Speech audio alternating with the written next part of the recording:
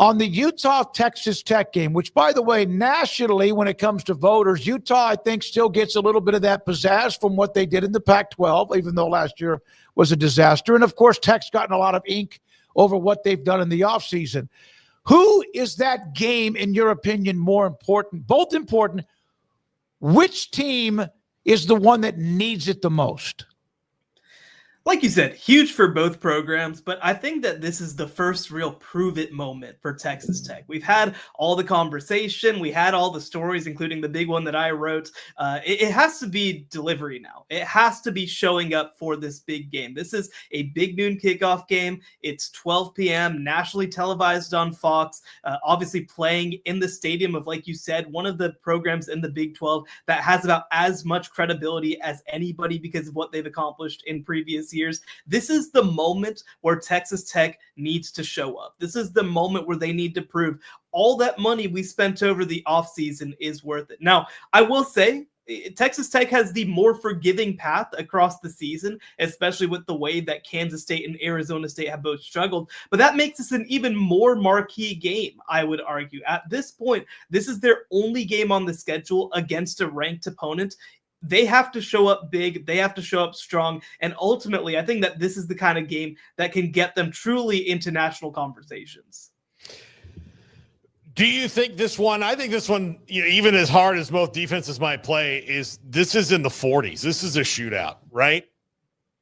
I think that actually you might be looking at a lower scoring game than you might think. Obviously on the Utah side of things, it's a brand new offense. They really have not been stress tested at this point. Obviously, Devin Dampier's played really well in his early games, but the thing that I love about this matchup so much and what fires me up so much about it is that this is a best on best game. You've got the best offensive line in the Big 12, a top 5 unit in the country, against the best defensive line in the Big 12 and a top 5 unit in the country.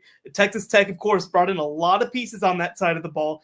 And so I think this is going to be the first moment where we realize, is Devin Dampier up for the challenge of truly being a drop back passer? Last year, he was a 12 touchdown, 12 interception guy at New Mexico. This is a different kind of challenge going against Texas Tech. And on the other side, Texas Tech is still a team that has been able to bulldoze through the first couple of weeks, but these are different kinds of defensive backs that Utah brings to the table.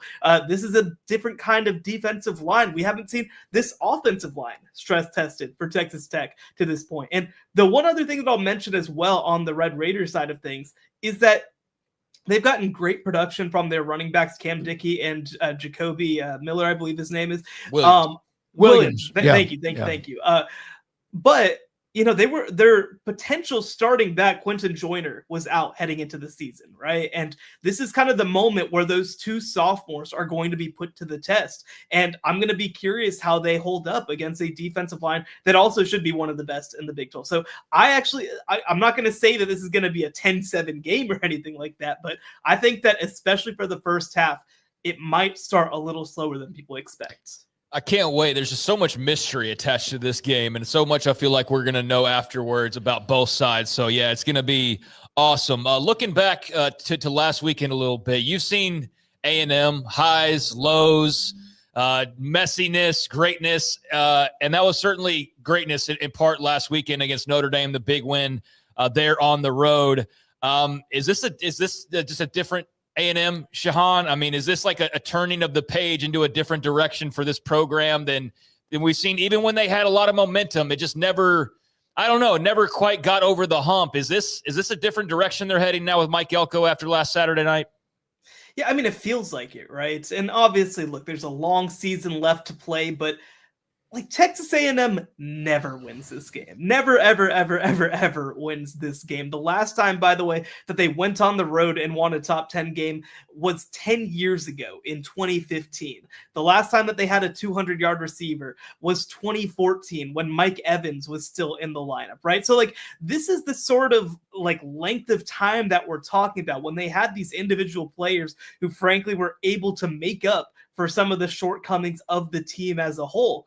Well, you look at Texas A&M. I mean, there are so many factors in the fourth quarter of that game that go against them. They obviously give up the late touchdown. They obviously have the kickoff return for a touchdown by Terry Bussey called back, and because of a holding call, they get called for 2 false starts in the red zone that have them facing 4th and 11, needing to get to the goal line, and they do it. They do it. And of all things, it's their quarterback buying time and getting it to a former walk-on tight end who transferred from Nebraska. Like, it's the stuff of Aggie dreams, frankly, the way that game ended. And by the way, under the watchful eye of touchdown Jesus at Notre Dame. Like, it felt like some curses broke. Now, at the same time, it's great that they were able to finish strong, which was something that they struggled to do in the last couple games of last season. But now you head into an SEC slate that's really difficult. Most of your toughest games are on the road. You're going to have to be focused the whole way out and the whole way through. But this is a Texas A&M team that if they had just taken care of business against Auburn last year, they're playing in the SEC title game. So I think that this team is a little closer than people might realize. And on top of that, I think that this team in 2025 seems like it has a level of mental resilience that they did not have in 2024. And frankly, for most of the past decade. So Baron Morton was really good last week in a game you expect him to be pretty good. The quarterbacks that we discussed so much leading into the year, deep, and a lot of guys. And Josh Hoover got a little bit of love too, and he should. And you wrote an article about him and what he's meant to TCU. He stayed loyal. I'm sure could have gotten a bunch of money with all due respect to what he's getting at TCU. Yeah, well, and Tennessee came calling for him. It's actually funny. We're seeing TCU versus SMU this week. I was down at SMU today, too. Got to talk to Kevin Jennings, who's also a great young quarterback that doesn't get enough attention. But, Josh Hoover is one of those players when you talk to TCU staff who doesn't get attention because there's nothing that really jumps off the page about him. Like, he has a strong enough arm. He's big enough. He makes good enough decisions. But it's really that's just it, right? He's just always in the right place, always making the right decision, always putting his teammates in a position to succeed. The phrase that he used with me that I loved was he said that ever since he's young, he's had an addiction to improvement.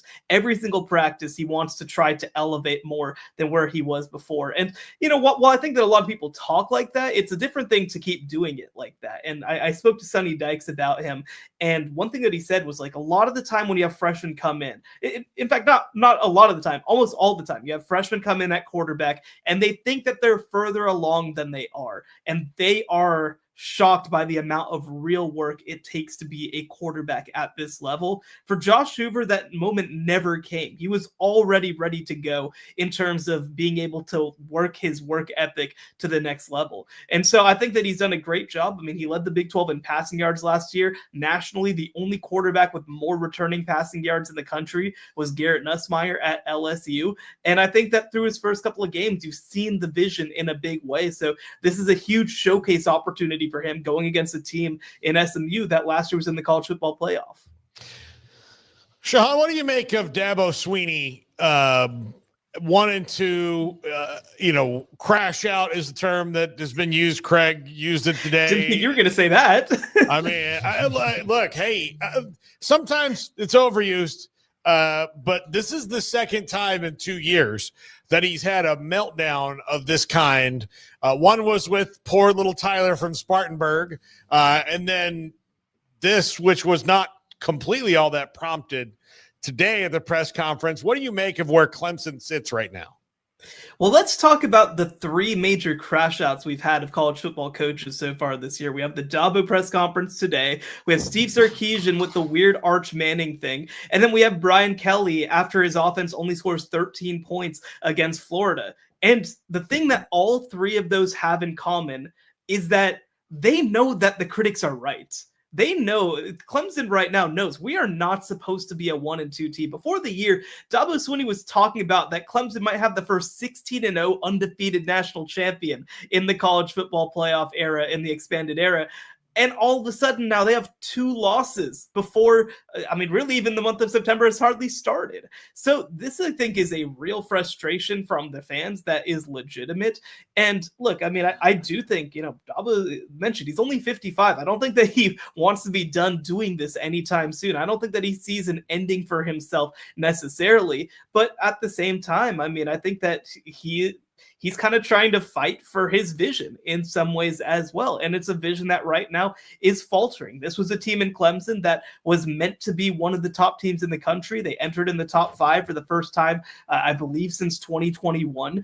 And their program has ultimately fallen flat. It's ultimately failed to deliver. And you've played close games against LSU and Georgia Tech, but you've come short in both spots, and it doesn't get easier from here. So I think that the reason that he's so defensive is because he knows what has happened to this point is unacceptable. And if you want this to be, he says, I feel like I'm still getting started here right now. If that's the case, well, you need to come in with a new, fresh attitude as well that can work in this new era and into the future.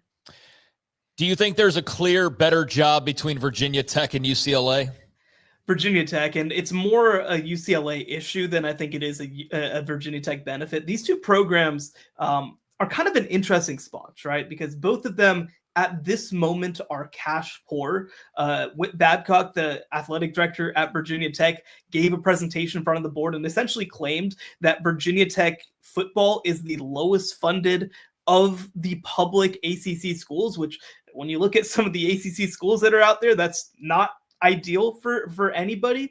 But when you look at UCLA right now, like, I don't know who exactly is going to want to take that job, because yes, it's a Big Ten job. You're getting the $70 million payout, but they have also been incredibly cash poor to this point. They haven't invested in a big way. You're competing, of course, with the basketball side of things where they're starting to find some money, but not necessarily fast enough.